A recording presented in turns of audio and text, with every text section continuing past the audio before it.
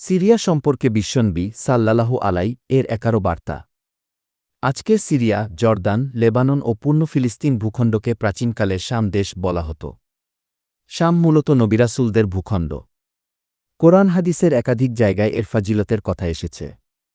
এক আয়াতে আল্লাহ তাআলা বলেন, আর যাদের দুর্বল মনে করা হতো তাদেরকেও আমি উত্তরাধিকার দান করেছি, এই ভূখণ্ডের পূর্ব ও পশ্চিম অঞ্চলের যাতে আমি বরকত সন্নিহিত রেখেছি। সূরা আরাফ আয়াত ১৩৭।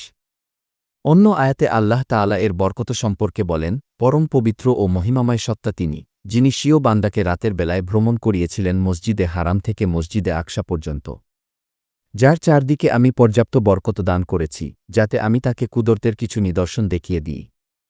নিশ্চয়ই তিনি পরম শ্রবণকারী ও দর্শনকারী। সূরা বনী ইসরাইল আয়াত ১। সব মুফাসসিরিন একমত, উল্লিখিত আয়াতে পবিত্র ভূমি এবং বরকতময় ভূমি দ্বারা শামের ভূমিই উদ্দেশ্য। আর আয়াতে বরকত দ্বারা কেউ বলেছেন এখানে দুনিয়াবি বরকত উদ্দেশ্য। যেমন, এই পবিত্র ভূখণ্ড সর্বদা অধিক পরিমাণে আহার্য, ফলমূল, নদীনালা, খাদ্যশস্য ও রিজিকের প্রশস্ততায় পরিপূর্ণ থাকবে। আর কেউ বলেছেন এখানে বরকত দ্বারা দিনের বরকতে ধন্য হওয়া উদ্দেশ্য। কারণ এখানে বহুসংখ্যক নবী রাসূল বসবাস করেছেন, এখানেই ফেরেশতারা তাদের কাছে আসমানী ওহী নিয়ে অবতরণ করেছেন। তবে বিশুদ্ধ মত হল এখানে দিন-দুনিয়া উভয় দিকের বরকতি রয়েছে।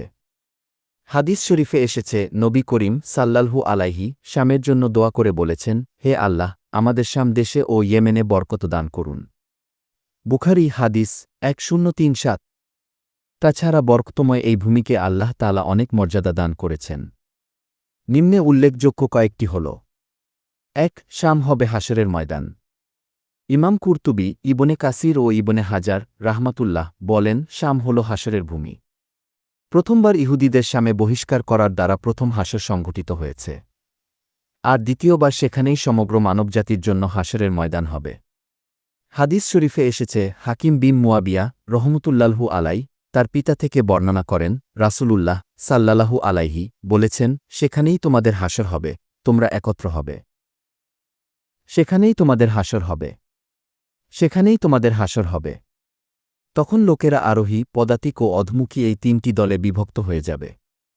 ইবনে বুকাইর রহমতুল্লাহ বলেন, সেখানেই তোমাদের হাশর হবে বলার সময় তিনি শাম দেশের দিকে ইঙ্গিত করেছেন। মুসনাদে আহমদ ৩৩২১৪। ২. ফেরেশতারা নিজের ডানাকে এ দেশে ছড়িয়ে দেন। ফেরেশতারা শামের ওপর নিজের ডানা দিয়ে আবৃত করে রাখেন, যা এই ভূখণ্ডের মাহাত্ম্যকে আরও বাড়িয়ে তুলেছে।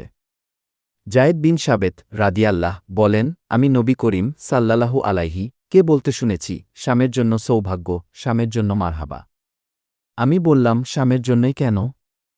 তিনি উত্তর দিলেন, ফেরেশতারা শামের ওপর নিজের ডানা ছড়িয়ে দেন। ৮. কিয়ামত পূর্ব ঈসা নবীর অবতরণের স্থান হবে শাম। ঈসা ইবনে মারিয়াম এর অবতরণের স্থান হল শাম। নাওয়াস বিন শামান থেকে বর্ণিত, নবী করিম বলেছেন, আল্লাহ তাআলা ঈসা ইবনে মারিয়ামকে প্রেরণ করবেন। তিনি দুজন ফেরেশতার কাঁধের উপর ভর করে ওয়ার্স ও জাফরান রঙের জোড়া কাপড় পরিহিত অবস্থায় দামেস্ক নগরীর পূর্ব দিকের উজ্জ্বল মিনারে অবতরণ করবেন। মুসলিম হাদিস ৭২৬৩। ৯. আল্লাহর শত্রু দাজ্জালকে হত্যা করা হবে শামেই। শামেই ঈসা এর হাতে দাজ্জাল নিহত হবে। হাদিস শরীফে হজরত আবু হুরায়রা থেকে বর্ণিত, নবী করিম বলেন, যখন মুসলিম বাহিনী যুদ্ধের প্রস্তুতি গ্রহণ করবে এবং সারিবদ্ধভাবে দণ্ডায়মান হতে শুরু করা মাত্র সালাতের সময় হবে। অতঃপর ঈসা অবতরণ করবেন এবং সালাতে তাদের ইমামতি করবেন। আল্লাহর শত্রু দাজ্জাল তাকে দেখামাত্রই বিচলিত হয়ে যাবে, যেমন লবণ পানিতে মিশে যায়। যদি ঈসা তাকে এমনিই ছেড়ে দেন তবে সেও নিজে নিজেই বিগলিত হয়ে ধ্বংস হয়ে যাবে। অবশ্য আল্লাহ তাআলা ঈসা এর হাতে তাকে হত্যা করবেন এবং তার রক্ত ঈসা এর বর্ষায় তিনি তাদের দেখিয়ে দেবেন। মুসলিম হাদিস ৭১৭০।